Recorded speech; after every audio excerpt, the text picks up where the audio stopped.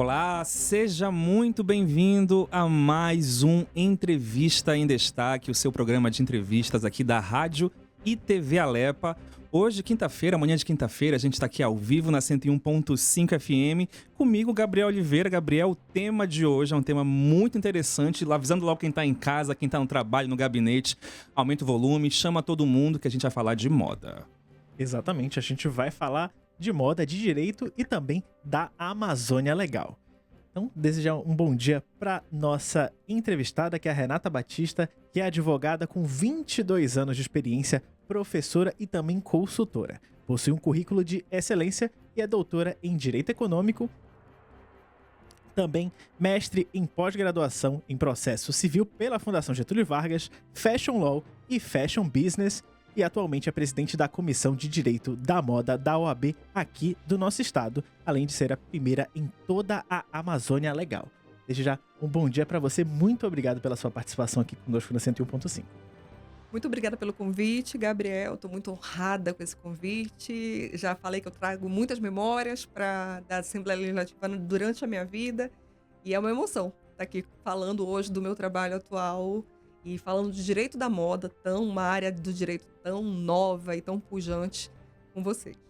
Renata, já que a gente falou sobre essa emoção que tu sentes a entrar aqui no Palácio, né? Você é filha dos ex-deputados João Batista e Sandra Batista, que trazem uma história de luta, de coragem, né?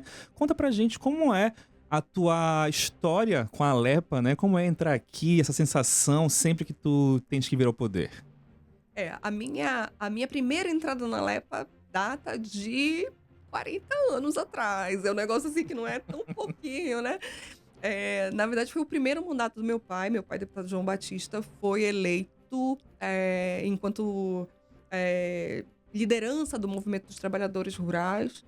E já era defensor público, advogado, mas tinha como luta a atenção ao povo do campo e todos os conflitos que são tão atuais, né? A gente não consegue, por exemplo, posicioná-lo lá na década de 80. A gente tem que infelizmente, a gente ainda traz durante toda essa história para os dias atuais. Então, assim, ele, enquanto ex-trabalhador rural, traz essa luta para a Assembleia Legislativa e vira deputado constituinte, inclusive, o que muito nos orgulha, e é assassinado enquanto deputado. E a emoção me tomou quando eu entrei aqui no hall da Assembleia, porque o velório dele foi aqui nesse hall. Então, assim, parece que foi ontem, e a gente não consegue nem imaginar que faz tanto tempo. E depois de tudo isso, a minha mãe avoca essa luta de forma muito corajosa, muito determinada e muito entregue, né? Ela acaba avocando essa luta, traz a bagagem dela enquanto líder sindical do Sindicato dos Bancários e galga uma vaga aqui na Assembleia. E aí eu também venho a acompanhar o mandato dela aqui por esses corredores, por essas cadeiras, por esse plenário que a gente está vendo agora. E tudo isso para mim é muito emocionante. E aí ela fica aqui durante alguns mandatos e eu vou acompanhando, vou crescendo dentro da Assembleia, vou me desenvolvendo enquanto cidadã, né, acompanhando os debates aqui na Assembleia e as mudanças do Brasil. Eu acho isso muito, muito emocionante. Praticamente eu vivi as mudanças políticas do Brasil e sentindo na pele, participando e ouvindo e sendo elas feitas na minha frente. Isso é muito emocionante e, sem dúvida, a Alepa tem um capítulo na minha história de vida. E qual foi a influência que os dois tiveram na tua escolha pela advocacia, né? Os dois são advogados, né? Os dois são advogados. Meu pai, inclusive, foi defensor público. Mas a influência é total, né? Imagina, a minha inspiração era ser como eles, uma mistura deles. É muito privilégio da minha parte poder ter meus ídolos dentro de casa. Isso é uma honra absurda, né?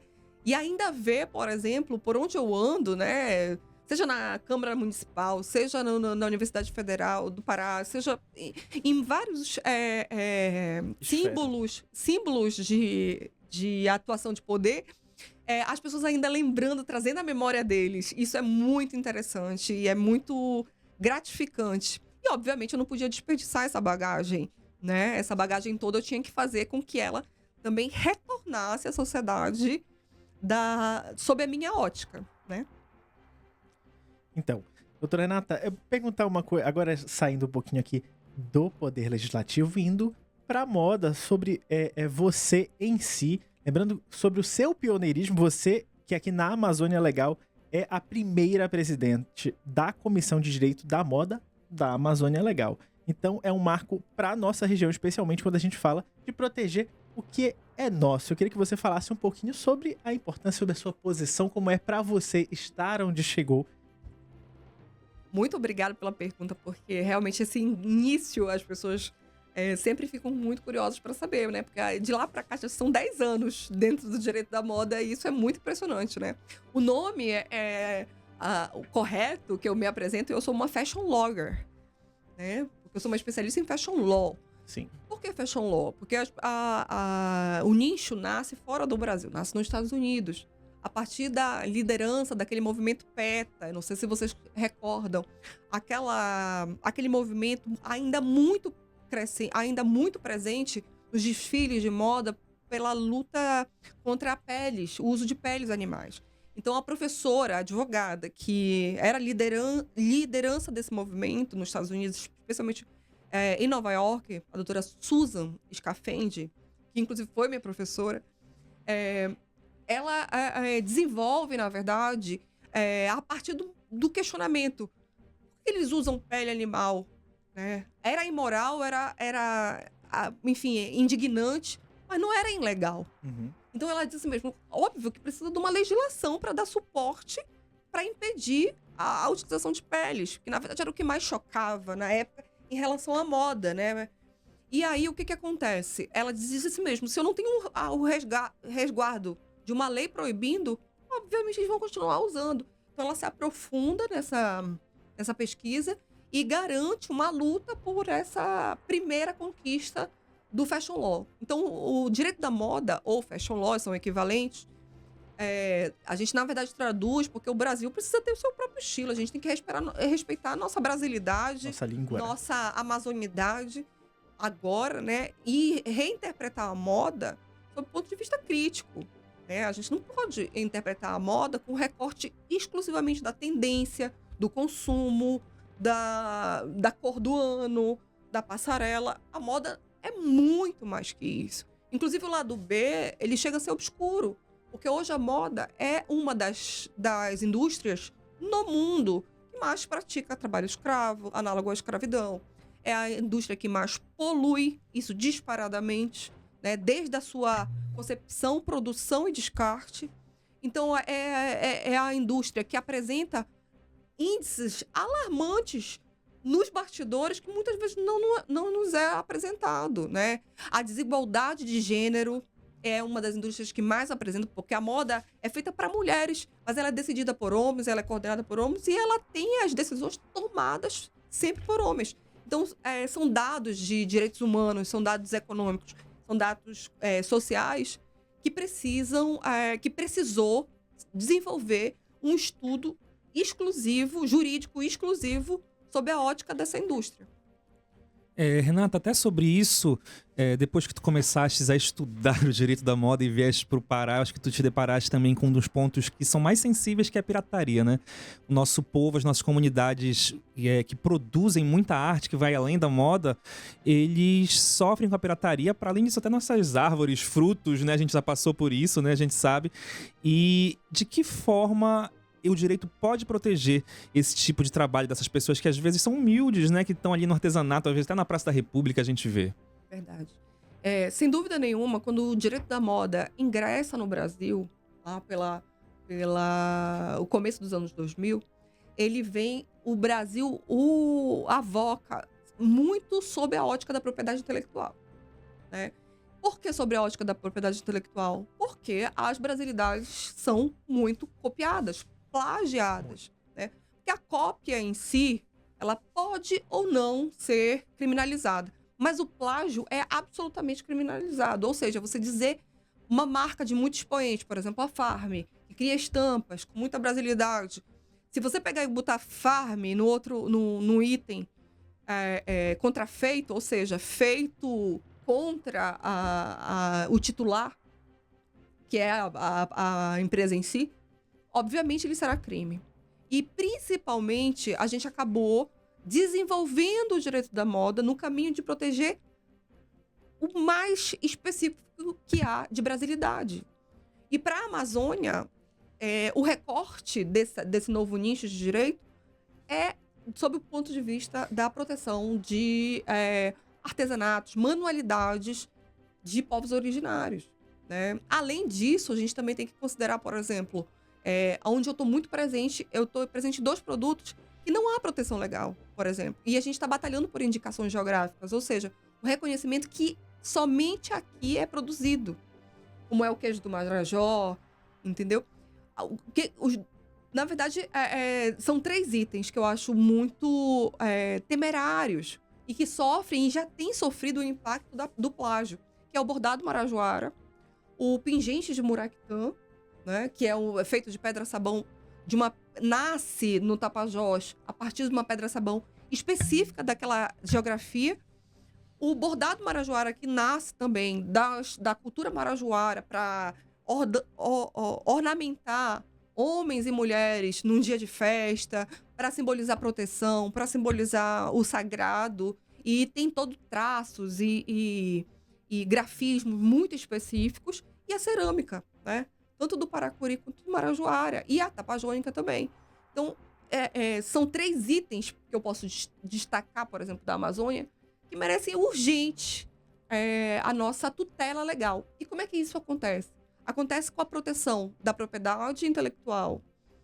Se for de forma particular, através do registro de patentes, de desenho industrial, todos esses recursos que a lei de propriedade intelectual nos dá. Mas, acima de tudo, uma lei mais antiga que é super atualizada, que é a Lei de Direitos Autorais. A Lei de Direitos Autorais, ela serve a cada um desses pequeninos empreendedores e pequeninos artesãos. Eles estão amparados por essa lei. Ou qualquer tipo de cópia, ou vinculação de fotografia, ou intermédio indevido, tem a incidência, por exemplo, do instrumento e de tudo que está lá dentro da lei de direitos autorais. Aí a gente tem, acima de tudo, o que eu acho mais impactante são os registros das indicações geográficas, né? Para dizer que, por exemplo, o bordado marajoara, ele é só do Marajó.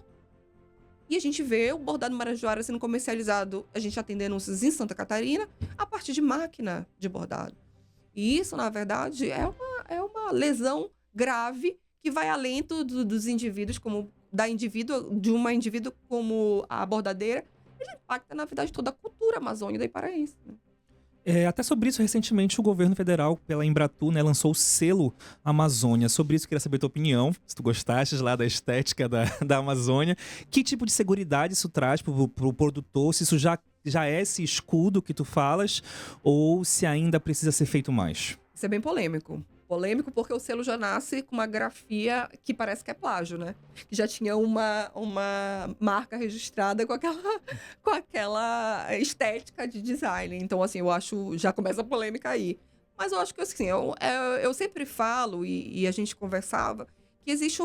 quando a gente fala de proteção, de tutela legal, jamais a gente vai conseguir, a nenhum direito, uma satisfação absoluta, né? O que a gente consegue ver é uma progressão de tutela. Eu acho que é o início, né? É o início. Mas aí, como eu te falei, hoje, no ordenamento jurídico brasileiro, proteção de autoralidade só com respeito à propriedade intelectual, ou seja, com registro, ou na defesa dos direitos autorais através de uma tutela judicial. Então, assim, diretamente é isso que dá direito. O selo não vai impedir, por quê? Porque não há compatibilidade com a lei. Então, ele vai dar uma aparência de proteção, o que, para mim, sinceramente, é um começo, né? A gente começa a reconhecer que na Amazônia existem brasilidades específicas daqui e que elas merecem realmente esse reconhecimento apartado. Até sobre isso, desculpa, Gabriel, até sobre isso que me gerou curiosidade, porque tem esse selo Amazônia que parece que pega tudo aqui da Amazônia legal e joga no pote Gastronomia, da Amazônia, né? Perfumaria. Até sobre isso, porque, Sim. por exemplo, tu citaste a cerâmica marajoara, que só existe no Marajó, não existe em lugar nenhum no mundo, nem aqui na Amazônia, né? Tu acha que cria aquela relação, tipo, de castanha do Pará, castanha do Brasil, com coisas que são só do Pará e não são do resto da Amazônia, ou não, tá tudo bem? Eu acho, na verdade, a gente tem no estudo dos direitos autorais, a gente tem essa possibilidade de reedição, né? Você pega uma determinada inspiração e faz uma reedição. Assim como a gente vê, por exemplo, um pato no Tucupi sendo reinterpretado por uma gastronomia de alto padrão em São Paulo. Aí tu diz, a gente pode reinterpretar, por exemplo, a cerâmica marajoara? É nesse sentido? Eu vejo que absolutamente não, né? Porque, na verdade, a gente tem que ter garantido, primeiramente, a proteção da amazonidade, para depois a gente se dar o luxo de ter uma obra, ou um objeto, ou uma artesanidade reinterpretada. Eu acho que enquanto a gente não tiver garantido aqui, que é do Marajó, que é da Amazônia, que é do Tapajós, que é do Paracuri, se a gente não tiver garantido em papel passado, né, através da indicação geográfica, do registro de marca, enfim, da patente, do desenho industrial, do que for, da inovação, tudo isso é possível de ser registrado. Então, se a gente não tiver ainda garantido, eu acho que qualquer reinterpretação pode ser uma linha muito tênue com plágio. Doutora, sobre os registros de patentes, me veio uma dúvida aqui agora. As patentes, elas devem ser realizadas só aqui dentro do Brasil ou isso é algo internacional? O registro de patentes ele é feito só aqui e vale para todo mundo ou ele é feito individualmente por região, por exemplo, aqui nas Américas, na Europa, na Ásia? Como é que funciona isso? Hoje a lei de propriedade intelectual ela é absolutamente nacional, né? Então, o efeito, isso está muito claro no primeiro artigo da lei. O efeito de qualquer registro é exclusivamente no Brasil. Tanto que a gente viu recentemente que a patente daquela enzima que a professora Tatiana desenvolveu para a medula, né, para as pessoas voltarem a ter movimentos dos membros, não houve patente renovada na Europa. Então ela teve, eu tô te dando como exemplo, que ela teve, por exemplo, correu e corre, né, o Brasil corre o risco de uma patente, uma invenção científica brasileira ser copiado, porque ela está sem patente na Europa. Então, o processo de internacionalização ela tem que ser feita aonde a gente tiver interesse de fazer o registro. Se for na União Europeia, se for nos Estados Unidos. O efeito de qualquer registro de propriedade intelectual é exclusivo. Patente, marca, desenho industrial, inovação, indicação geográfica. É feito exclusivamente para efeitos no Brasil.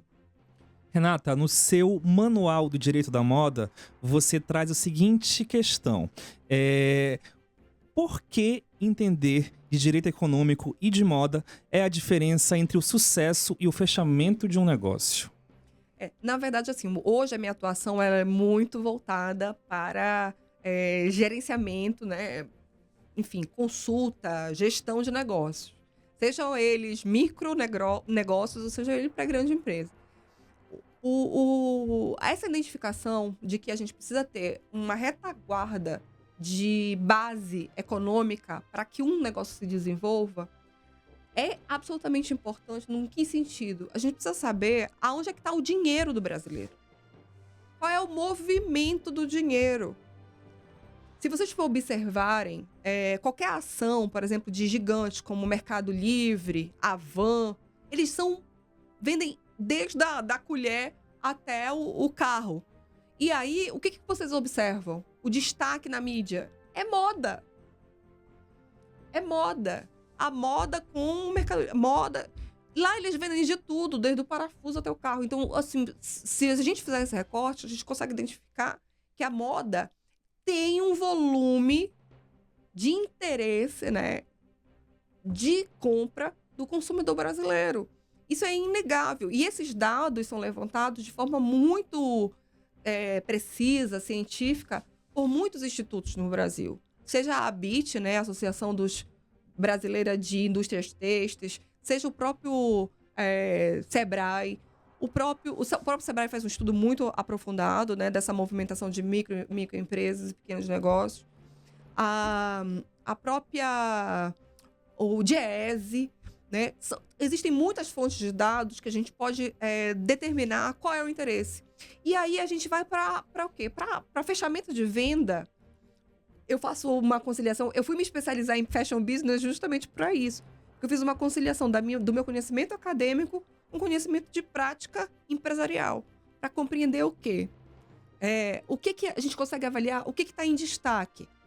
Roupa infantil, plus size, roupa feminina, em que sentido? Ainda estão levando em consideração as estações do ano? Quando a gente fala de movimento de aquecimento global, hoje que os invernos no Brasil são muito mais curtos, né? Como é que tá aí eu falo, tudo isso, todas essas movimentações, tu consegues... É mais fácil importar ou comprar tecido nacional? É mais fácil a gente insistir numa fibra sintética, como poliéster, e sair vendendo? Ou a gente fazer uma política de publicidade e propaganda mais sustentável, né? Investindo em tecidos naturais, como algodão, linho, seda, e vendendo menos, mas com ticket mais alto, com ticket mais baixo, para competir por preço ou para competir por qualidade. Então, essas análises, elas são hoje indispensáveis para qualquer pessoa que quer empreender. Ou então você vai estar jogando seu dinheiro de investimento fora, né? Porque você não pode ir no instinto. A movimentação hoje, na era dos data centers e das big datas, é absolutamente impossível. E dos recursos até gratuitos que a gente tem, né? Na DIA e tudo mais, dentro da Google, dentro da Meta, que a gente tem acesso, sem fazer uma pesquisa antes de movimentação econômica no Brasil, de entrada, de saída, de importação, exportação, impacto da publicidade, o que pode, o que não pode, respeito à autoralidade, como a gente falava há pouco, intermediação, logística, que é um aspecto importantíssimo hoje para empreender no Brasil, especialmente em moda, que a moda é muito volátil, né? A moda é muito rápida. O que está na moda num mês já não está na moda no outro. E isso a gente precisa computar. Eu vou acompanhar essas tendências ou eu vou fazer minha própria linha de estilo? Então, para tudo isso, a retaguarda do direito econômico e a retaguarda dos dados, para mim, hoje é indispensável. Até sobre isso, desde quando tu começaste a estudar o direito da moda até hoje, advogar pelo direito da moda, como tu enxerga essa movimentação do mercado paraense, do produtor paraense, até com esse boom de e-commerce, né? O produtor, ele tem acompanhado, ele evoluiu junto, ou ainda existe uma carência ali de organização? Olha, na minha opinião, são 10 anos observando, que na verdade nada para mim interessava se eu fosse estudar em São Paulo, estudar no exterior e buscar conhecimento, se eu não trouxesse para aplicação na sociedade que eu tanto tenho orgulho de pertencer, que é a sociedade paraense e o mercado paraense. Nada para mim interessaria, porque eu acho que essa carência, e justamente por ter acesso a informações que dificilmente os advogados se interessam, né, e a combinação de direito empresarial com direito econômico que eu fiz na minha carreira, eu tinha que trazer esses resultados dessas pesquisas para cá. E aí, o que eu avaliei? Avaliei que o mercado paraense foi crescendo em autoestima, né? O que a gente viu? A gente viu um movimento de pessoas que já produziam moda e que não tinham, muitas vezes, a confiança, né? De fazer um desfile, de fazer uma exposição, de fazer uma divulgação e de meter o pé e fazer uma coleção absolutamente autoral. E o outro movimento foi o crescimento do estudo de moda, né? Houve faculdades fazendo curso de moda nesses últimos 10 anos. E esse ingresso acadêmico também foi muito importante. Além de cursos técnicos, de costura, de modelagem, de bordado, enfim. E a gente consegue, de acabamento, a gente acaba vendo também o crescimento do estudo de moda e que houve uma capacitação, né, de um núcleo de profissionais que deu essa autoestima, fez esse movimento de autoestima da moda paraense, e também o crescimento de empreendedores confiando nesse movimento nacional. Porque a gente não pode excluir que, especialmente pós-pandemia, a gente teve acesso a um boom de comércio eletrônico. E esse comércio eletrônico fica interessante para quem tiver, enfim, disposição para fazer parte. Por que não o paraense não pode ter acesso a uma fatia desse mercado? Por que não? Entendeu? Então, a gente vê a motivação de muitos microempreendedores nascendo, né? Eu acho que, sem dúvida nenhuma, também houve uma movimentação mais acessível de microcréditos. Eu acho que também houve esse direcionamento. O acesso a dados, que hoje o microempreendedor ele já não é também um empresário tão instintivo. Ele realmente é prático. A microempreendedora de moda, ela é objetiva, ela é prática. E essa formação acadêmica. Eu acho que esse conjunto de fatores e de valorização do que a gente já tinha, sem dúvida nenhuma, mostra uma moda paraense bem pujante. Até sobre isso, doutor, um assunto off-pauta que eu vi essa semana no telejornal, um levantamento dessas compras de e-commerce por região, por estado do Brasil, né? E me deixou muito curioso, três estados, né? São Paulo, a maior procura de e-commerce é por areia de gato, areia de caixinha de gato. Já no Mato Grosso é por drone, o que faz todo sentido, né? Faz sentido. E aqui no estado do Pará é relógio. Que eu fiquei assim, relógio. Como assim as pessoas ficam comprando relógio? Vê, mas as pessoas de relógio. Justamente. Como assim relógio? Doutora, até sobre isso. Como funciona o trabalho da OAB, da comissão que a senhora preside e até como é a troca com outras advogadas, se isso tem influenciado advogadas a seguirem também, enveredarem por esse caminho do fashion lawyer? Fashion lawyer sou eu. Fashion law, desculpe. Fashion law. Eu acho que até esse trabalho, sabe, da gente divulgar a área e tirar o estigma, porque muita gente ainda confunde, por exemplo, quando eu falo direito da moda, as pessoas viram pra mim, eu tô bem vestido? E assim, não é o estilo do advogado da advogada, tá, sim, gente? Não é minha perícia essa, entendeu? E não é a perícia de nenhum advogado em moda. O advogado em moda, ele vai botar a mão na massa das relações jurídicas dentro do desenvolvimento da indústria da moda, né? Da concepção ao descarte. E todas as relações jurídicas, sejam elas trabalhistas, tributárias, ambientais, consumeristas, contratuais. Então, só para deixar claro que o direito da moda, o trabalho da comissão também, que muito me orgulha, porque foi a primeira comissão da Amazônia Legal e foi uma proposição minha, e para que houvesse a criação. E ninguém imaginava que já haviam 16 comissões de direito da moda pelo Brasil. Olha. Quantas advogadas compõem Hoje essa? são 23. Né? A gente já tem também a de Rondônia agora. Né? E eu estou em conversa com o Amapá. Então, assim, hoje a gente já consegue desenvolver, por exemplo, congressos brasileiros de direito da moda, congresso internacional de direito da moda. E isso, para mim, é muito gratificante estar presente, ser convidada para palestrar, ser convidada enquanto representante do Norte. E eu faço com muito orgulho, né, para a gente levar o nosso ponto de vista, porque o mercado paraense, a gente também tem que fazer uma ressalva aqui, que o mercado paraense de moda, se a gente for pegar substancialmente em comparação como tu fizeste agora, por região, o que interessa o nosso volume de moda e impacto na cadeia é muito mais de fornecimento de commodities. Então, a gente fornece algodão, a gente fornece couro, a gente fornece ouro, pedras preciosas, prata. Então, a posição da Amazônia ainda é hoje muito de fornecedor de matéria-prima. Na indústria, que eu falo da indústria brasileira, se a gente for pegar a nossa posição, o destaque não é o varejo. A gente praticamente não tem atacado, mas o destaque é para fornecimento de matéria-prima. O desenvolvimento é sempre no Sudeste, né? A concepção, assim, mais volumosa, né? E a produção são estrategicamente posicionadas no Brasil, que todo mundo reconhece, né? São Paulo, Rio Grande do Sul, Pernambuco. Então, assim, Fortaleza, o Ceará inteiro, né? Muito movido por indústria da moda. Mas a gente tem que posicionar o Estado e a Amazônia principalmente nessa situação. Bem, o papel da comissão, assim como as outras comissões, a gente também tem o dever de tutela social, né? Tutela legal social. Então, a gente está observando todas as operações de pirataria, desenvolvimento de iniciativas tributárias para incentivo da indústria, da moda, Olha, eu vou te dar um dado aqui. Eu trabalho muito fortemente com artesanato também, né? E, na verdade, é um desmembramento do design, da manualidade e da autoralidade. Eu acho que também tem tudo a ver com moda. No Pará, o ICMS para o artesão é isento.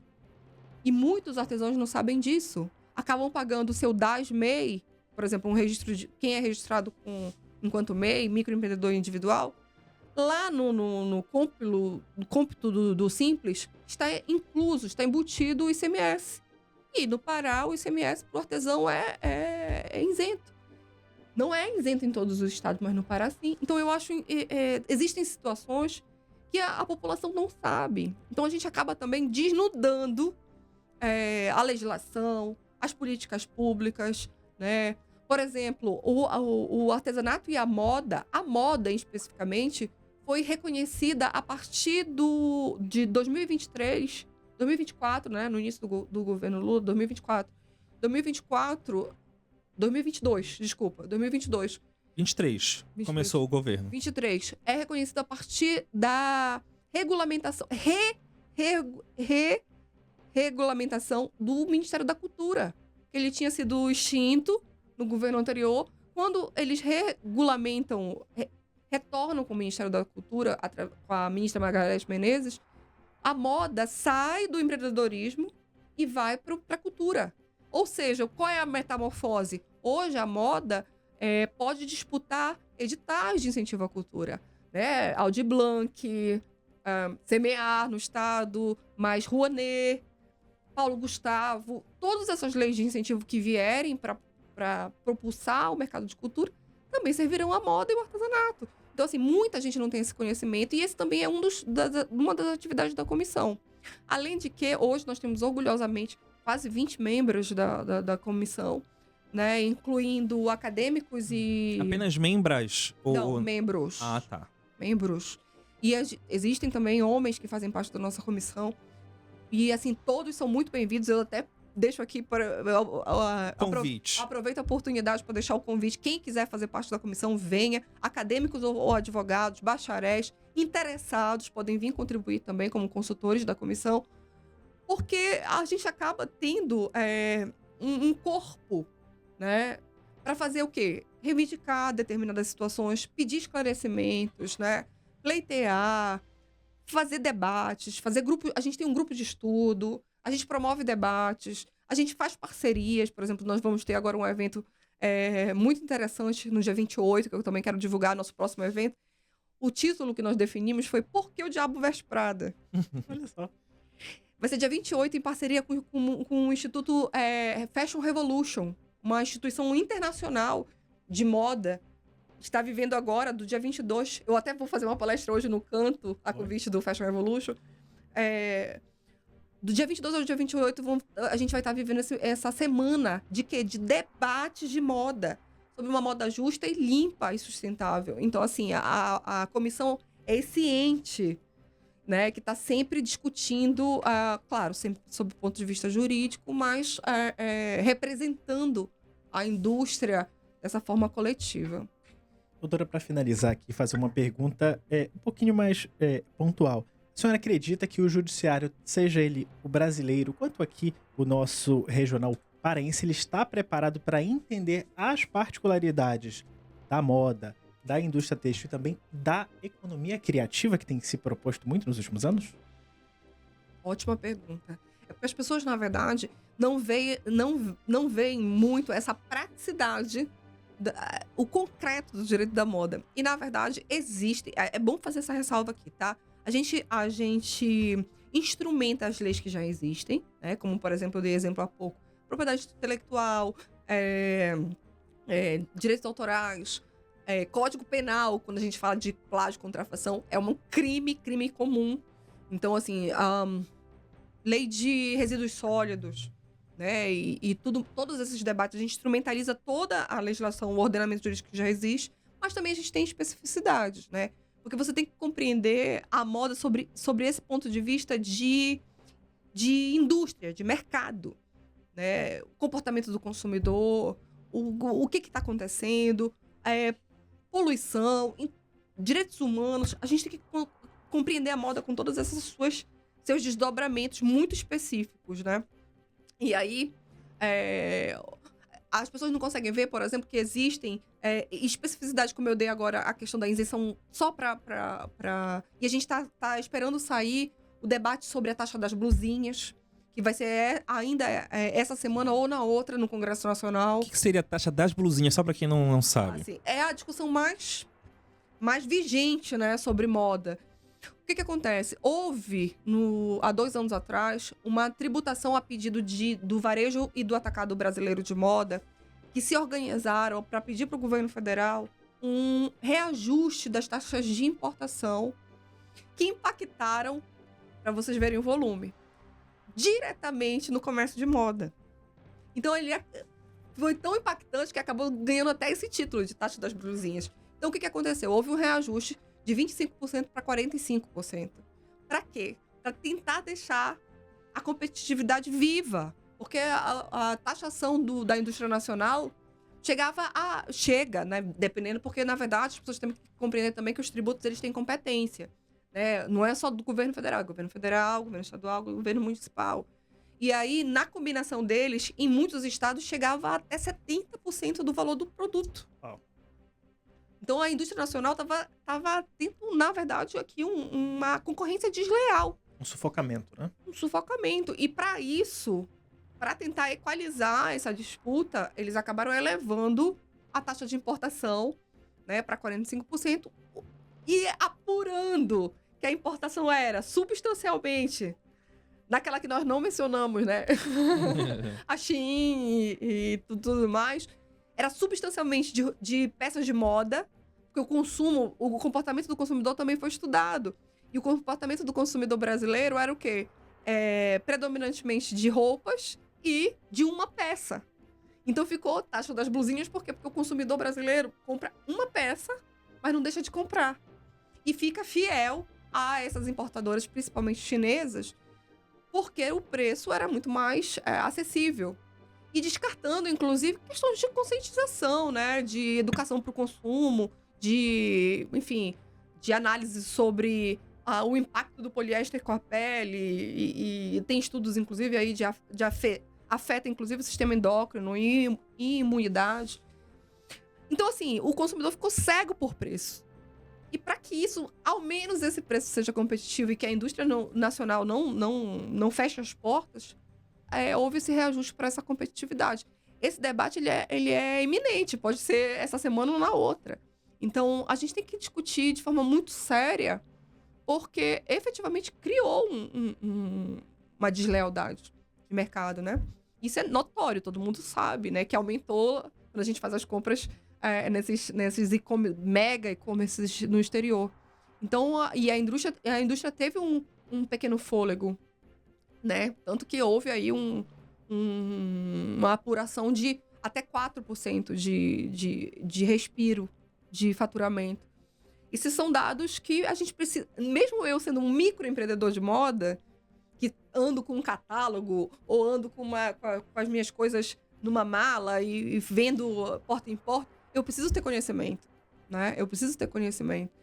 E para isso, porque hoje o consumidor tem muito mais acesso à informação. Ele faz rapidinho uma comparação sobre o valor da calça jeans que ele compra na esquina e a calça jeans que ele pode comprar e vai chegar na internet. Então, ele faz essa comparação muito, muito rápida, se o critério for preço. Então, para isso, o governo interviu. E aí, eu acho que iniciativas como essa têm que acontecer sim. A gente tem que ter a proteção da nossa indústria, porque senão a gente vai virar mero investidor. Investidor da China, investidor do Vietnã, investidor desses outros polos de confecção de massa que não tem responsabilidade nenhuma com a humanidade, né? E aí a gente tem que ser muito crítico em relação a isso. Essa debate de moda vai ser iminente, qualquer momento vai sair por aí e vocês vão lembrar da gente. Doutora, só uma que me ocorreu aqui sobre a COP. A gente não falou sobre COP, né? E a COP colocou Belém na rota do mundo, né? Todo mundo virou os olhos para a COP e isso impulsionou e trouxe holofote para o trabalho de muita gente. Sobre isso, para além disso, né, no pós-COP, existe algum mapeamento, algum levantamento de algum produtor que tenha sofrido com plágio, com a pirataria? Sim. Sim, sem dúvida. Eu sou provocada, inclusive, no meu escritório, enquanto advogada.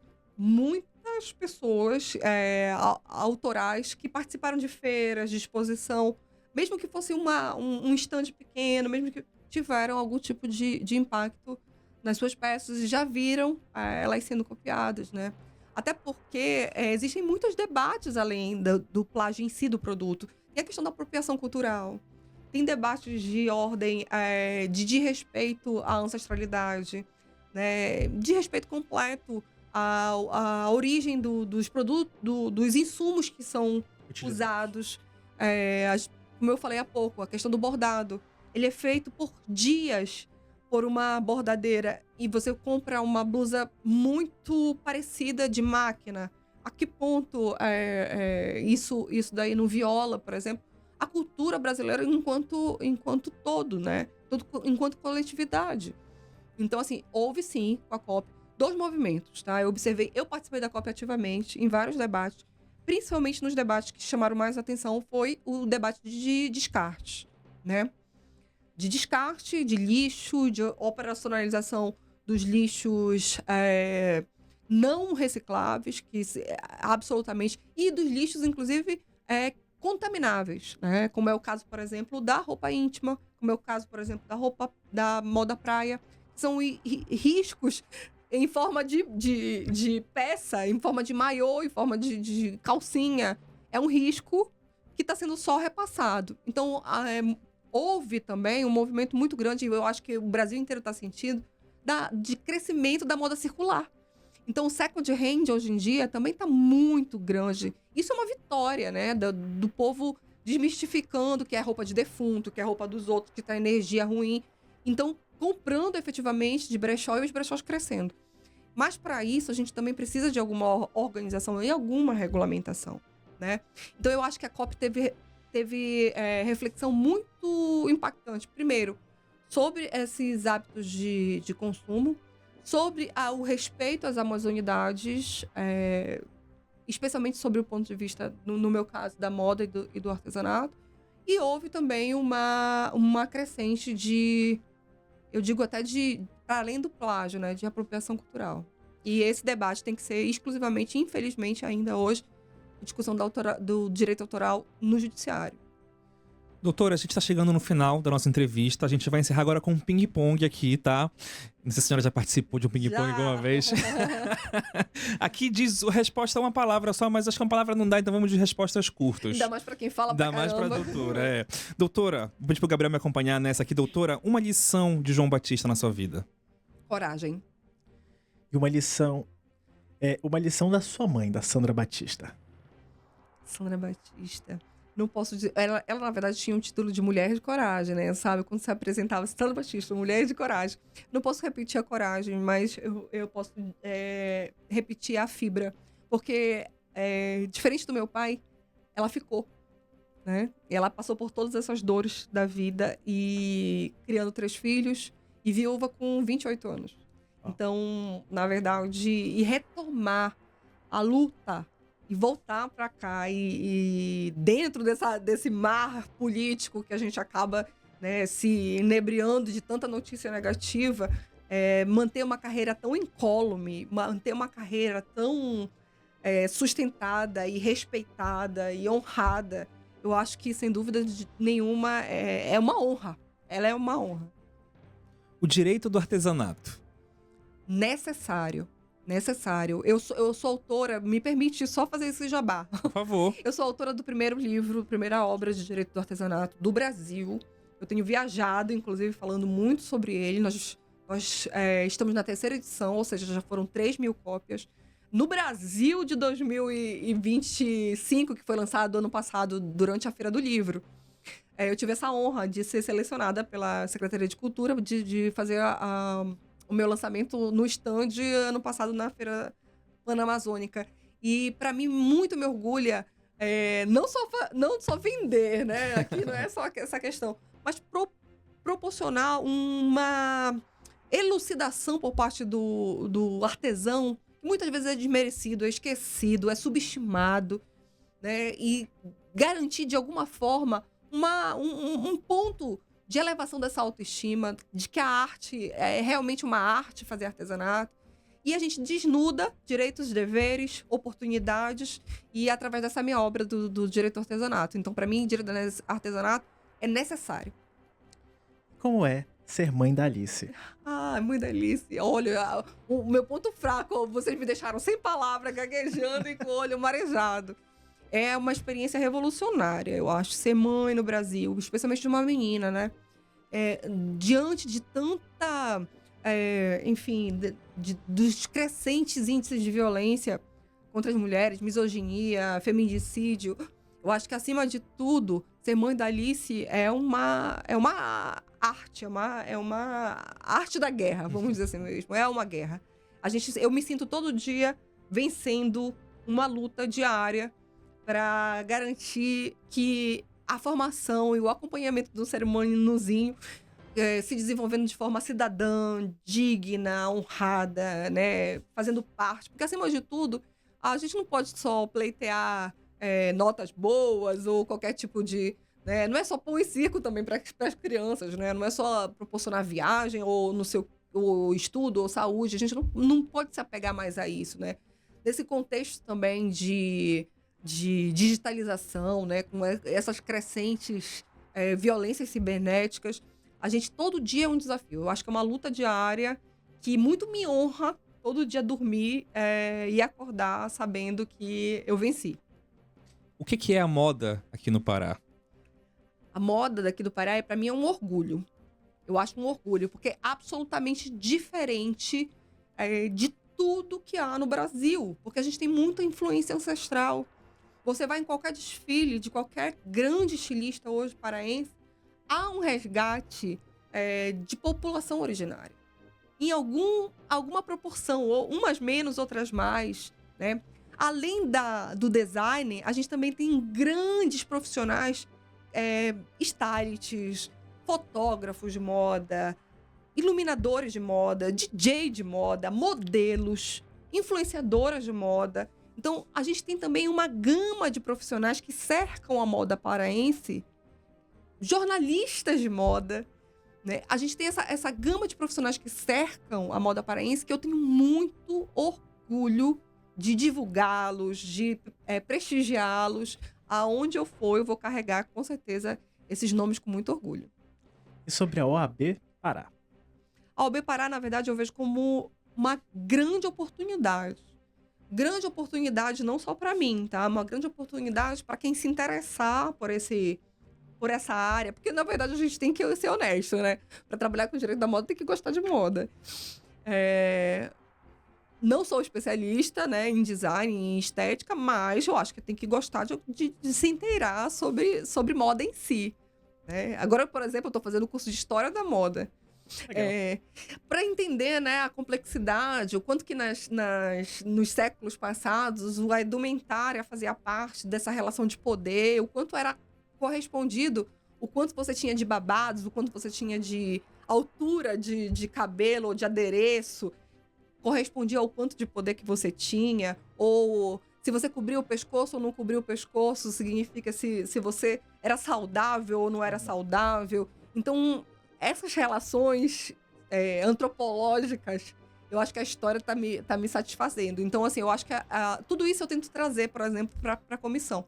Então, na OAB, eu acho uma grande oportunidade da gente estudar o direito da moda. E estudar de uma forma transversal, né? Porque a moda é um fenômeno complexo. Ela é sociológica, ela é cultura, ela é de tudo um pouco. E então eu acredito, é histórica, a gente tem que compreender de forma transversal, não exclusivamente de direito. E eu acho que isso na verdade, é uma característica do direito moderno, né? Hoje em dia não dá pra gente fazer aquela leitura fria de lei e transcrever sem fazer uma análise de conjuntura. Eu acho que isso é uma característica do direito moderno. E o direito da moda tem se destacado. Agora, eu quero só deixar aqui que o direito da moda ele não é exclusivo, tá, gente? Tá vindo por aí o gastrolaw. Por exemplo, a lei da gastronomia, a lei para a gastronomia. O pet law, que é um debate de toda a complexidade, por exemplo, do porte de um animal. doméstico. A gente também tem o direito... E a LOL. A gente também tem, sabe? Essas complexidades que o mundo moderno vem trazendo, eles vêm sendo... Brigando, né? Obrigando os operadores também a acompanhar esses nichos específicos. Eu acho que esse crescimento... E a moda não podia ficar de fora. Pra encerrar, quem é a Renata Batista? Renata Batista... A Renata Batista é uma curiosa. Uma curiosa... Eu acabei de mencionar que eu tô fazendo o curso de História da Arte. Então, assim, a sede, né, por esse conhecimento... Não me desafia. Eu vou sempre atrás dessa oportunidade de estar colhendo informação para ficar somando. Até porque a idade já avançou, né? E aí, enfim, hoje em dia eu tô muito convicta pela moda, tô muito convicta pelo direito da moda. Meu escritório é o único da Amazônia exclusivamente que trata... É uma boutique, praticamente, né? Eu brinco. Meu escritório é o único que trata exclusivamente de direito da moda e direito do artesanato na Amazônia, legal. Continuo sendo a única. Isso tem registros, a gente tem que fazer um registro da nossa área de atuação, então isso é facilmente aferido.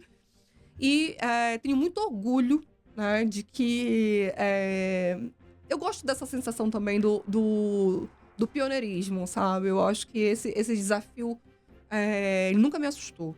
E esse pioneirismo de desbravar, quando eu venho de uma grande multinacional, do jurídico de uma grande multinacional, 9 anos em São Paulo, trabalhando e depois trabalhando aqui, e que eu vi o lado B da moda, eu disse, não, é isso que eu quero e é aqui que eu vou seguir. Doutora, muito obrigado pela sua vinda, realmente esclarecedor pra gente que não conhece do assunto, quase que nada. E vamos deixar o convite, né, para as palestras, para quem quiser conhecer a sua obra também, qual é o caminho para quem quiser acompanhar os trabalhos da comissão. Ótimo, muito obrigada pela oportunidade, eu estou muito honrada de ter participado aqui com vocês. Falo pra caramba, eu reconheço, é muita história. E aí... Tem que marcar o capítulo 2 disso. O capítulo 2, A gente vai falar só sobre artesanato. Legal. E o artesanato, ele é desnudado, inclusive, no meu livro com todo... A gente destrincha todo o sistema legal, então eu acho que é importante, já deixo aqui a deixa. Mas, assim, a comissão tem um Instagram, que é facilmente de se acompanhar, né? Que é @comissão direitodamoda.oabpa, tá? Comissão sem tio, né? Sem acento, né? E aí, também deixo o meu Instagram pessoal, né, que eu vivo o direito da moda, então o tempo inteiro eu estou produzindo conteúdo, o tempo inteiro eu estou participando de algum tipo de movimentação no Pará, fora do Brasil, mas discutindo temas importantes. Inclusive, hoje ou amanhã eu vou tentar gravar sobre a minha opinião da taxa das blusinhas. E eu deixo lá também minhas reflexões que estão acontecendo e também atualizo, né? Quem tem interesse de saber mais sobre a moda, lá no @Renata Batista _direito da moda, tá? E a comissão fica aberta também para quem tiver interesse de entrar. O direito da moda é um nicho muito crescente, muito pujante. Quem tiver interesse, eu incentivo. A formação mais específica já existe no Brasil agora. Na minha época não existia, eu tive que fazer uma formação fora, mas agora já existe no Brasil formação em direito da moda. Há um movimento nacional por isso, tá? Às vezes a gente não tem acesso, mas há. Hoje à tarde eu estarei no Canto, participando do evento do Fashion Revolution, às 15 horas. E dia 28 nós temos o evento da OAB, com o Fashion Revolution, o Porquê o Diabo Veste Prada. E a gente vai desnudar o porquê que essas grandes marcas são símbolos de poder, né? Eu acho que vai ser um debate muito interessante. Eu peguei propositadamente essa carona. E lá vocês acompanham também todas as nossas iniciativas. Eu sou autora de 2 livros bem interessantes. Um é o Manual de Direito da Moda e o outro é o Direito do Artesanato em si. Os 2 estão disponíveis tanto na Amazon e nas livrarias, quanto no meu Instagram para compra direta, sem imposto. Canto Coworking Canto Coworking, né? Canto Coworking, pra quem não sabe, hoje às 15, lá no Edifício Manuel Pinto, né, doutora? Agradecendo mais uma vez a presença da doutora aqui. Hoje o Alepa Entrevista foi com a doutora Renata Batista, advogada, presidente da Comissão de Direito da Moda da OAB. Lembrando que esse episódio pode ser visto e revisto lá no nosso canal do YouTube, né, Gabriel? Exatamente. Você acessa os nossos 2 canais do YouTube. A gente tem o TV Alepa e o TV Alepa Pará, onde ficam armazenados todos os nossos conteúdos. Então você entra lá no YouTube, pesquisa TV Alepa Pará, vai aparecer para você e terá todas as playlists com as entrevistas, inclusive a de hoje, para você ver e rever. A gente vai ficando por aqui. Tchau, tchau. Tchau, tchau.